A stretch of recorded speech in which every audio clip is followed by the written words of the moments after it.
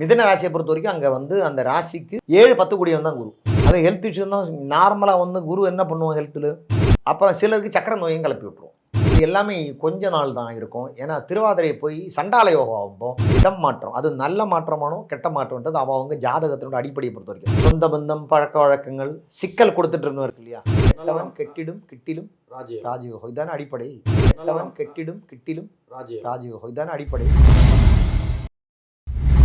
Astro world நேயர்களுக்கு வணக்கம். இந்த ஜோதிட சம்பந்தமான தகவல்கள் என்னோட பார்வையிலிருந்து நான் சொல்லியிருக்கு. இது உங்களுக்கு பயனுள்ளதாக இருக்கும். வணக்கம் சார். வணக்கம் வணக்கம். அந்த குரு பயிற்சி எல்லாரும் எதிர்பார்த்துட்டு இருந்தோம் அவளோட. மிதுன ராசியை பொறுத்த வரைக்கும் அங்கே வந்து அந்த ராசிக்கு 7-10 கூடியவன் தான் குரு. முதல்ல அதை பார்த்துக்கணும். அப்போ அந்த மிதுன ராசியை பொறுத்த வரைக்கும் குரு நல்லவனே இல்லை, கோளாறு பிடிச்சவன் தான். மிதுன ராசிக்கு மிதுன லக்னத்துக்கும் மரகாதிபதி ஒரு கருத்து உண்டு. அப்போ அந்த மிதுன ராசிக்கு பொறுத்தக்கூடிய கிரகம், அந்த 7-10 கூடிய கிரகம் அந்த இடத்துக்கே வராரு. முதல்ல எங்கே வரும்? 6 கூடிய மிருகசீஷன் செவ்வாய் காலுக்கு தான் வரும்.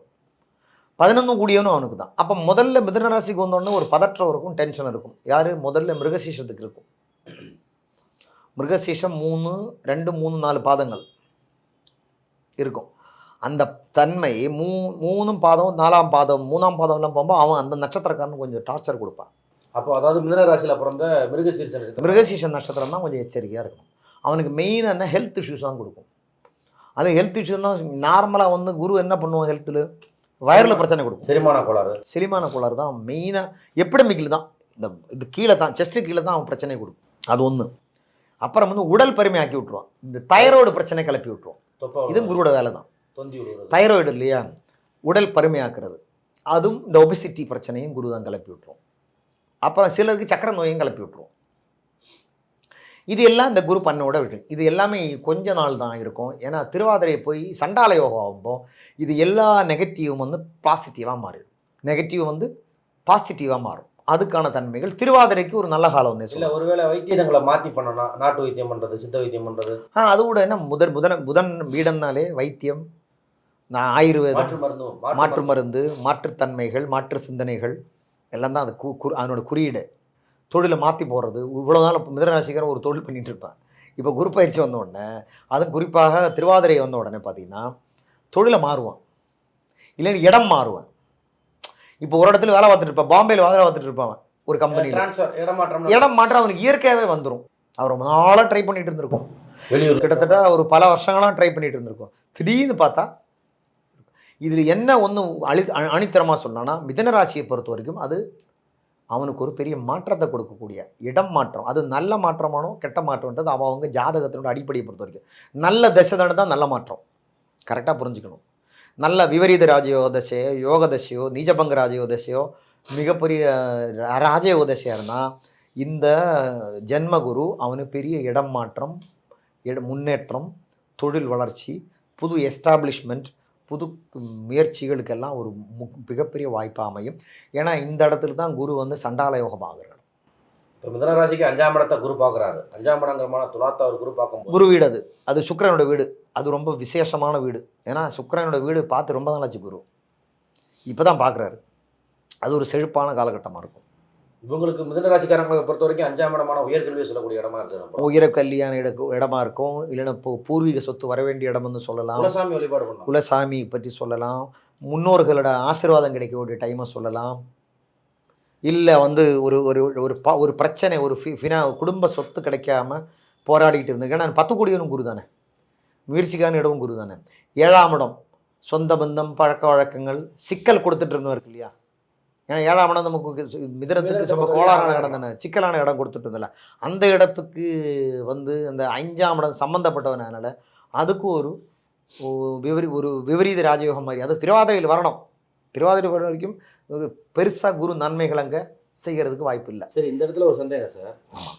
மிதுனம் ராசி உபயராசிகள்னு சொல்கிற மிதுனம், கன்னி, தனுசு, மீனத்தை பொறுத்த வரைக்கும் 7ஆம் இடத்ததிபதி, பாதகாதிபதி, மாரகாதிபதி அப்படிங்கிற ஒரு ரோலை வந்து இந்த கிரகங்கள் பண்ணுதுன்னு சொல்கிறாங்க. கரெக்ட். அப்படியாப்பட்ட இடத்துல இருக்கும்போது இந்த குரு பார்வை வந்து எப்படி சார் நன்மை உங்களுக்கு மாற்றி பண்ணுமா? கண்டிப்பாக பண்ணுது. இப்போ எந்த ஒரு மாரகாதிபதியாக இருந்தாலும் இது விபரீத ராஜயோகத்துக்கான அமைப்புகள் வரும்போது அந்த பார்வை வந்து நன்மையை தான் கொடுக்கும். உதாரணம், கெட்டவன் கெட்டுட்ட, அப்போ என்ன ஆகும் நடக்கும்? கெட்டவன் கெட்டிடும் கிட்டிலும் ராஜயோகம். இதுதானே அடிப்படை. ஒரு கெட்டவன் கெட்டு போயிட்டான், அவன் என்ன பண்ணுவான்? அவன் தொல்லை இல்லாமல் இருந்தாலும் நல்லது தானே, அப்படி தானே அது கணக்கு. ரெண்டாவது வந்து குரு முழுமையாக கெடுறாரு திருவாதிரையில். அப்போ மிதுனராசிக்காரனுக்கு எல்லாம் நல்லது தானே நடக்கும். அங்கே குரு ஜென்மகுரு இல்லாத மாதிரியும், ஆனால் அவனோட 5ஆம் இடம் சிறப்பாக இருக்கும், 7ஆம் இடம் சிறப்பாக போகும், 9ஆம் இடமும் சிறப்பாக போயிடும். அப்போ பாதகாதிபதி கெடுறாரு. கெடுறாது. கெட்டு என்ன பண்ணுறாரு? டோட்டலாக வந்து அவனுக்கு ரிவர்ஸ் தானே. எப்போவுமே ஒரு கிரகம் கெட்டவன் கெட்டால் என்ன நடக்கும்? ரிவர்ஸ் ஆன பலன் தானே கொடுப்பேன். அப்போ ரிவர்ஸ் ஆனோம்னா 5ஆம் இடத்தை பூஸ்ட் பண்ணி விட்டுருவோம், 7ஆம் இடத்தை முயற்சி பழக்க வழக்கங்களை பூஸ்ட் பண்ணி விட்டுருவார், 9ஆம் இடம் அதிர்ஷ்டத்தையும் பூஸ்ட் பண்ணி விட்டுருவார். ஆனால் அது எப்போ திருவாதிரைகள் வரும்போது தான் அது சாத்தியமாகுது. அடுத்து வந்து பார்த்தீங்கன்னா, இது தசை நல்லா இருந்தா, யோக தசையாக இருந்தா, யோக தசைகள் என்ன? ஒரு லக்னத்துக்கு யோக தசைன்னு சொன்னால், இப்போ மேஷ லக்னத்துக்கு மேஷ ராசிக்கு 5ஆம் இடமான சிம்மம் யோகம், ரிஷபத்துக்கு 2-5 கூடிய புதன் யோகம், மிதுனத்துக்கு 5 கூடிய சுக்கிரன் யோகம், கடகத்துக்கு 5 கூடிய விருச்சிகம் யோகம், சிம்மத்துக்கு 5 கூடிய தனுசு யோகம். இப்படி தானே 5ஆம் இடத்தான் யோகாதிபதியாக நம்ம எடுக்கணும் முழுமையாக. இப்போ பாதகாதிபதி மாரகாதிபதியான குரு தன் வீட்டை தானே பார்க்குறாரு, அது பாதகத்தை பண்ணுமா நன்மை பண்ணுமா சார்? கெட்டு போனான்னா அது நன்மை கொடுக்கும். திருவாதிரையில் போய் வந்து முழுக்க சண்டால யோகம், அதனால தான் அது பேர் சண்டால யோகம்னு சொல்கிறேன். அப்போ யோகத்தை தானே கொடுக்கணும். இப்போ திருமணம் நடக்காதவங்களுக்கு நடக்குமா? நடக்கலாம், வாய்ப்பு இருக்குது. அந்த ஜனனகால ஜாதகத்தில் குருவுக்கும் இந்த குரு பயிற்சியான டைமுக்கும் அவங்க ஜாதகத்தில் நடக்கிற தசாபுத்திகள் என்னென்னு பார்த்துடணும். இப்போ 7ஆம் இடத்தை பார்க்குது, அதாவது கிட்டத்தட்ட மிதுனத்தில் தன் வீட்டுக்கு குருவோட வீடாக இருந்தாலும் மிதுனத்துக்கு அது 7ஆவது வீடாக இருக்குது. அப்போ 7ஆவது வீட்டை பார்க்கும்போது கல்யாணம் நடந்தானே ஆகணும். ஆமாம், கல்யாணம் நடந்தாகணும். ரெண்டாவது அது மிதுனத்துக்கு 5ஆம் இடத்தையும் பார்த்துடுறேன், பூர்வீகத்தை பார்த்துடுறேன், புத்திரஸ்தானத்தை பார்த்துடுறேன், சொத்து சுகங்கள் சுகபோகங்கள் சம்பந்தங்கள், அப்புறம் 9ஆம் இடத்தையும் பார்த்துடுறேன். 10 கூடிய 9 பார்க்குறேன்ல, அது யோகம் தானே. தர்மகர்மாதிபதி யோகம், அங்கே தர்மகர்மாதி யோகம்னு கூட சொல்லிக்கலாம் நம்ம. பட் இது எல்லாமே எதை குறியிடும்னா, தன்னோட ஜனனகால ஜாதகத்தில் குருவோட பொசிஷன் பார்த்துடணும். ஜனனகால ஜாதகத்தில் குருவோட பொசிஷன் என்ன திசா நடக்குது, என்ன திசாபுத்தி நடக்குது, குரு லக்னாதிபதியோட தொடர்பு இருக்கா, பஞ்சமாதிபதியோட தொடர்பு இருக்கா, 10 கோடியினோட தொடர்பு இருக்கா, அதனோட அடிப்படையில் தான், அதனோட பொசிஷன் பலாபலங்களோட அடிப்படையில் தான் இந்த பயிற்சியை நம்ம குறியிட முடியும். இல்லாமல் இந்த பயிற்சியை மட்டும் வச்சு பேசிட்டு போனால், அதனால தான் இந்த ராசி பலன் குரு பயிற்சியை பார்க்குறவங்களுக்கு சும்மா 7ல் இருக்கிறவங்க சூப்பரான்னு சொன்னால் ஒன்றும் நடக்கலையேன்னுவோம். அப்போ அவங்களுக்கு என்ன திசைன்னு பார்க்கணும். அவங்களுக்கு ஒரு அவயோக தசை, ஒரு மாரக தசை, ஒரு விரையாதிபதி தசை, எப்படி இந்த பயிற்சி யூஸாக இருக்கும் அவங்களுக்கு? அதான் அடிப்படை ஜாதகத்தை தான் பேசணும். அடிப்படை ஜாதகத்தை வச்சு பேசினா தான் இது வந்து சரியான பலன்.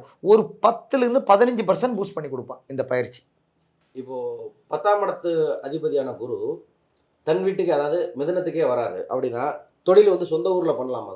தொழில் மாற்றம் தான் இங்கே உங்கள் குறி 10ஆம் இடத்துக்கு தன்னே வருது. அப்போ தொழில் 10 கூடியும் தனக்குள்ளேயே வராரு.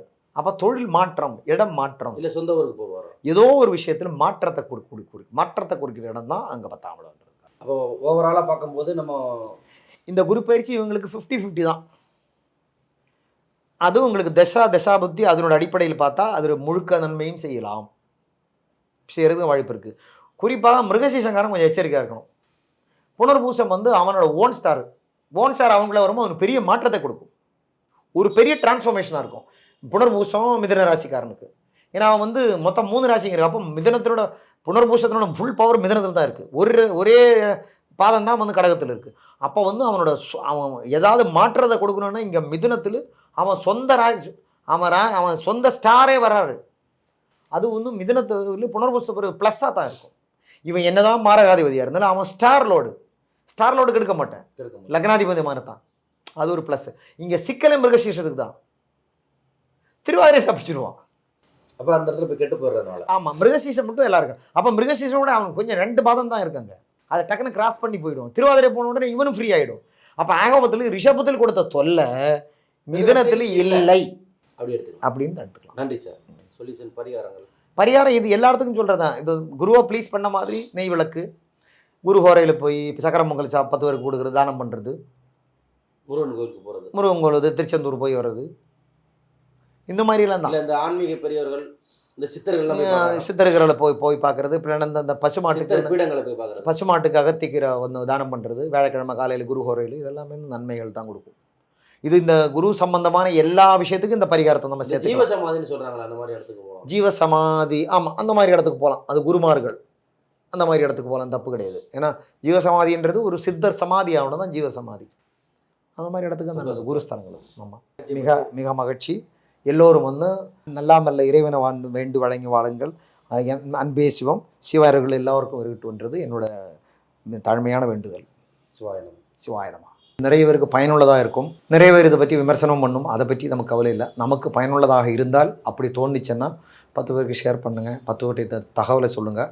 இந்த சேனல் மேலும் மேலும் சிறக்க வாழ்த்துக்கள்.